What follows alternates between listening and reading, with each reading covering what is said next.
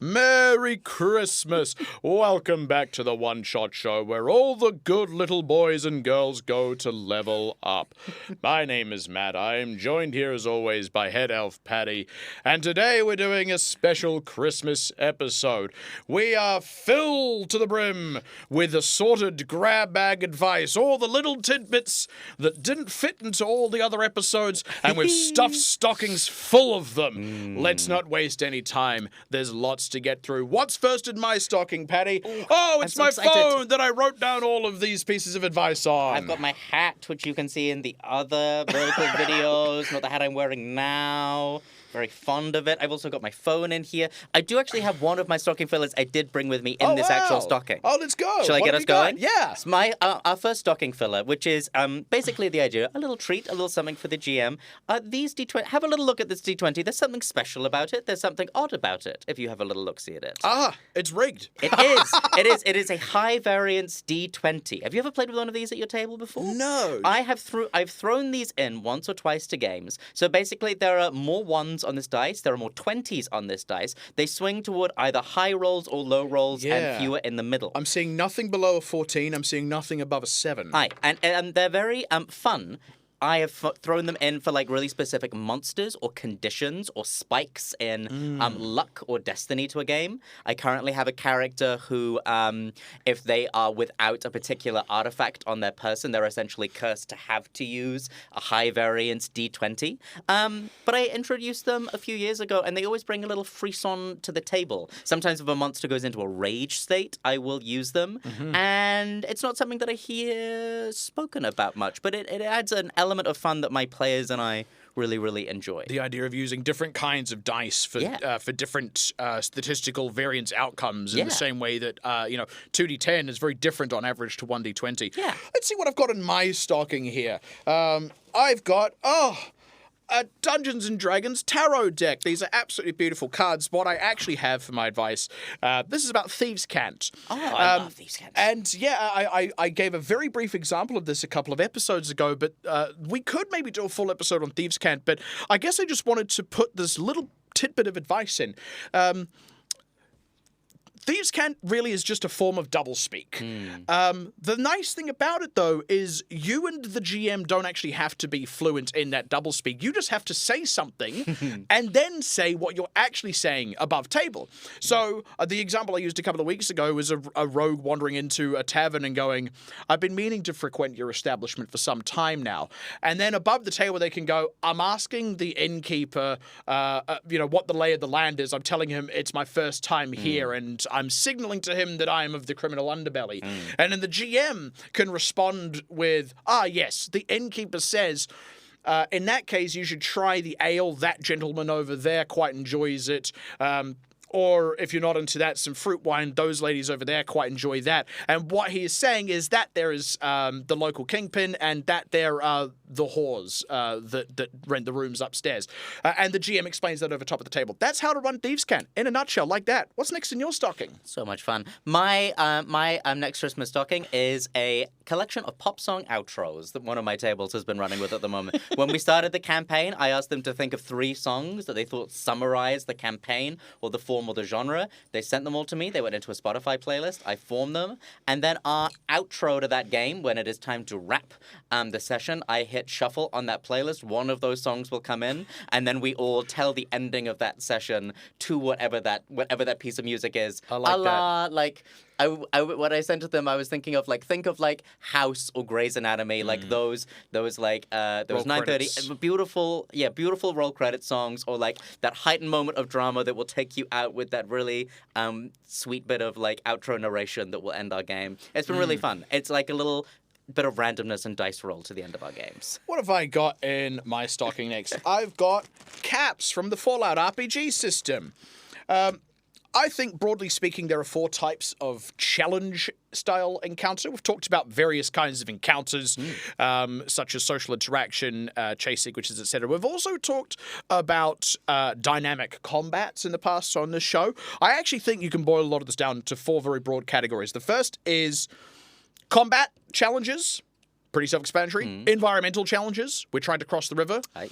And then there's big C, little e, and big E, little c. There's a combat with an environmental challenge. We are fighting the dragon in an active volcano. There's gouts of lava shooting up. There's something happening in the environment, but the combat is the big focus. Aye. Then there's big E, little c. We're trying to cross the river, and someone is shooting at us from the other side. It's mostly an environmental challenge, but there is this little bit of combat peppered into it. Maybe you want to sling a spell instead of trying to swim across the river on your turn. That's a great balance tool when you're when you're thinking about like what I want to keep in my game, what's different to what's last time. Easy. Big C, little c, big C, little e, big E, little c.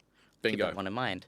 My next thing is I have been stripping back some of the accoutrement at my table recently, and I bought back. I found a old stack of just wooden blocks, like kids' toy blocks, but they're all like just sort of like normal shaved, unpolished wood of various shapes and sizes. And we've started just what are you about to bring out? What, by any chance, clickety-clackety? look a little bit like one of these? Yeah, kind of like this. Yeah. What is that? That's a train whistle.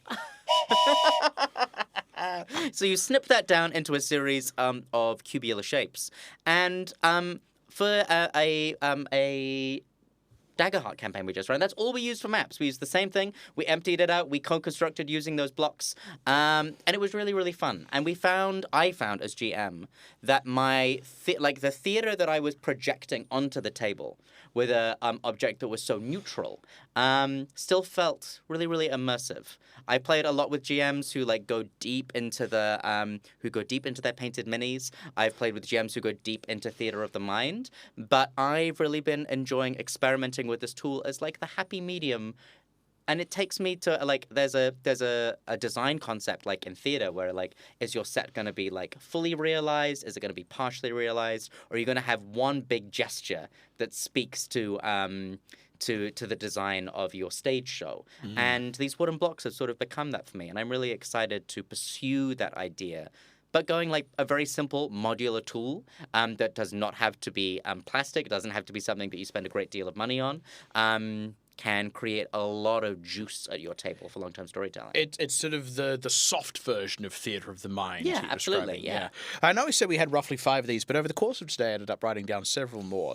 So I might do 2 in a row here. Do a babble bash. The first, and I'm not sure what I meant by this when I wrote this down, I just wrote, "Oh, to be a spider in a sinister environment." Ooh. Not sure what I meant by that. I think what I was trying to get at is there's nothing wrong with doing the obvious thing. You know, there's nothing wrong with cultists wearing hoods, brandishing daggers, sacrificing goats. You don't have to play it against type. You can just pop in to the sinister location and have it immediately be sinister. You can just have a moustache-twirling villain if you'd like. There's nothing wrong with that. Maybe that's not what I meant by that. I don't know. I think I was quite drunk when I wrote that. Oh, to be a spider in a sinister place. Oh, to be a spider in a sinister environment. The other thing that I want to talk about, though, actually, is from a character perspective. Make sure you explain your level. I have done this at all levels of play, and I think it creates a more engaging character for a number of reasons. Obviously, there's the classic one of if you're starting at low level, don't write a big heroic backstory, write a low stakes backstory.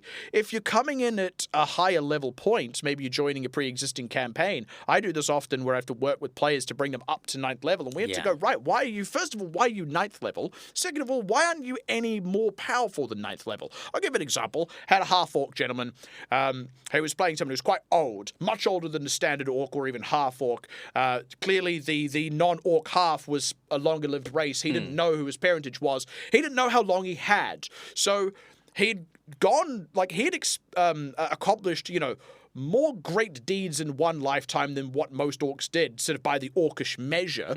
That accounted for all of these levels he had gained. However, he reached a point in his life where he'd outlived his parents, he'd outlived his peers, he'd outlived his peers' children, and he just took up work as a caravan guard. So he stagnated. He stagnated at 7th level for a long time rather than continuing this constant trend of deeds. Him joining the adventuring party was shaking himself out of that stagnation. So by explaining his level, we also delivered him some strong characterization to actually start playing the campaign from. Yeah, and I would say especially when I have a player who's multi-classing, I really want them to to explain that in story. Yeah. Sometimes if it's of a particularly big level up that I'm aware of for the table, I'll try to bake in that like downtime or like that moment where the story for the players, they can talk about like the changes that have occurred. Sometimes it can be a little tricky. You're dungeon delving. Sometimes you want to hand wave particular levels. But yes, I agree with you, and it can be a delicious prompt. Not a hard-baked, like, it's not like in the player's handbook, like, describe it, but it's a great role play and storytelling prompt to have that in there. What's next in your Gorgeous. stocking?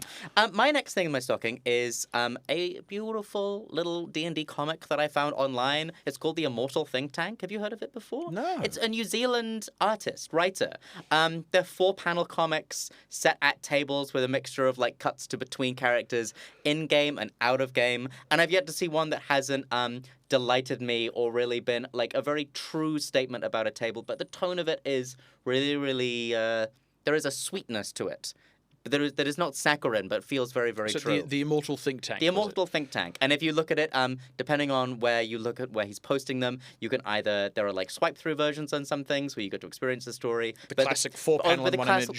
Classic 4-panel. I really, really enjoyed it. Yeah, it's my new favorite piece of light D&D content has been the Immortal Think Tank. Here's my next one. Let's see what I've got in the stocking here. I have got a bottle of balsamic vinegar. It's a very handsome bottle of balsamic I vinegar. know, it's wonderfully artisan, isn't it? Yes. It's actually a strawberry balsamic. Whoa. Think about the speed of environmental transition, is what I've written down as the note. And what this is, when we're exploring, when we're moving through large sections of the world, this is something that I often do. People are often wondering what to do with exploration and especially the narration of a journey. We often say, oh, just narrate the overland's travel. But what do you actually say? One of the ones that I often go to is I think about the speed of environmental transition, because if we're doing a long overland journey, it is usually because we are going from one very distinctive place in the world to another. We are going from the classic medieval fantasy Europe-looking bit to the vaguely Persian-inspired, more arid area, right? Like, maybe that's what you're doing. I know those are two very hackneyed tropes. I get it. I'm trying so hard to not be problematic. But think about what that transition actually is like and how they notice that going along. As the road moves further away from the coast, you realize that without the influence of the sea, less rain comes in, or you emerge the other side of the mountains. It had been cold up in the highlands for so long that you hadn't realized how dry it had also got until you are descending into this basin in the rain shadow, and all you can see around you is endless flat grassy plains, which yet further give way to sandy dunes, and you still cannot yet see the settlement you are bound for. That's all the description has to be. And all I've done there is I've just started with what environment do we start in, what do we end in, how quickly do those change from one to the other, and what points along that might I want to describe. Done. It's not a stocking filler, but like off the back of that, I walked the Camino de Santiago de Compostela, which is a very long pilgrimage that It's you a can long walk. name for a It's pilgrimage a too. very, very pleasing name to say. But I thought about exactly this as I was walking along as a GM, because we started in like a small town and called Saint-Jean-Pied-de-Port in like the Dales of France, and then the first day you ascend all the way up into the Alps, and it's a hugely difficult ascent. And then you are on top of the mountains for like half a day, and it is like one of the most sheer, beautiful places I've ever seen. Then we were walking through woodland for days, and then we reached somewhere along the line. It's called the Meseta, which is just this endless dusty plain that just goes on and on and on, and the pilgrims are said to go mad there on the plains before ascending into an environment that looked almost like Welsh or Scottish in my mind. Like, I felt like the Highlands. And I was like, this is the truth of overland travel. I've got a funny story about this. I've got more things that I want to get through, and I know we're short for time, but a couple of years ago, an elderly relative of mine passed away, and we interred her ashes at the place she was born, which is a town called Birchip. I know it sounds like I just said bird shit. I didn't. Birchip in Australia. In the middle of genuine bumfuck nowhere. Now, we live in an island nation. We are also from a different island nation. I am used to being like within an hour of the coast. We leave Melbourne. We're driving up through what is called the Wheat Belt, and we have been driving for hours. We stop in at a town called Witcherproof, which has Mount Witcherproof, the shortest mountain in the world. And I asked my uncle. My uncle has a PhD in geology. I said, when does it stop being a hill and start being a mountain? And he goes, well, there isn't really a geological definition. It's just a social or cultural thing. And then we drive to the mountain. It is a hill. It is maybe barely taller than this ceiling above us. It is nothing. Wow. And I'm like, that's stupid. Why would they call that a mountain? We continue on to Birdship. It has been flat for days. Oh, amazing. And suddenly I get it. I get it. I'm like, if I grew up in Birdship and this was all I knew, and then I made the 2-day-long journey over to Witcherproof, I'd be like, oh my God, look at that mountain. What else is in my stocking? Oh my goodness, it's a harmonica. Oh, whoa. Just say no to the bag of rats. Just say no to the bag of rats. Are they trying to pull off some bullshit rules exploit? Are they trying to set up a peasant railgun? Just say no. It doesn't have to work. Oh, I pull out a bag of rats from my inventory and I Eldritch Blast that one so I get this. No, you don't. Sure, you can kill the rat. It doesn't give it to you. Maybe rats don't have souls. I don't care. I'm just saying no because I'm in charge here. You're just some arsehole with a bag of rats. Say no to the bag of rats. Thank you Anything so else in your much. stocking? No, I don't think anything can come on top of the bag of rats. Well, It's you know what? beautiful. I've got 2 more, and I'm going to see if I can. If I can hammer them in. Yeah. Oh, yeah. I'm going to absolutely steamroll through these. So, first of all, I just wrote down. I love 10-level fantasy systems. 5th edition. Fuck 5th edition. Fuck it sideways. We all know how bad the balance gets out of hand once you start getting into the higher levels. And people often made the criticism, why did they bother putting them in there? Well, they put them in there for legacy reasons. But if you're designing a new RPG, you are not bound to those same legacy reasons. You can just have fewer levels. I love 10-level fantasy RPG systems. The last one that I put in, pet peeve, not all classes exist in universe. Don't go around calling yourself a rogue. Yeah. You are a thief. You are a ruffian. You are a scout. You are a scoundrel. You are a dilettante. You're a con man. You are not a rogue. No one says, oh, talk to the rogue over there. Get real. Some do. Bard is a profession. But the profession is like a gigging musician or a playwright. And even then, they might say playwright. Wizard, that's a profession. Sorcerer, that's not. Think very hard about whether your class's name exists in universe. Yeah. Don't go around calling yourself a sorcerer. Go around saying, I've just been a bit like this. Yeah. I'm just a bit magical. Yeah. I've got a dragon somewhere in my lineage, and I've always been able to do this kind of thing. Yeah. Even then, if you're a wizard, you might say, oh, I'm an arcane scholar. Please, for the love of Christ, stop saying the name of your class in the game. Nothing could be lamer than that. What have I got in my stocking? I've got an orange to help stave off scurvy for the winter, as is tradition. That will do us for this episode of the One Shot Show. Thank you very much for tuning in. Have a wonderful Christmas, and we'll see you in the next one. If you're enjoying listening to the One Shot Show, why not support us on Patreon? Go to patreon.com/OneShotShow, where you'll be able to find video versions of our episodes, long-form bonus episodes that we release every single month, access to our community Discord server. You can pose questions for our special Q&A episodes, and if you back at the higher tiers, you can even vote on what questions we cover in our show. Check it out.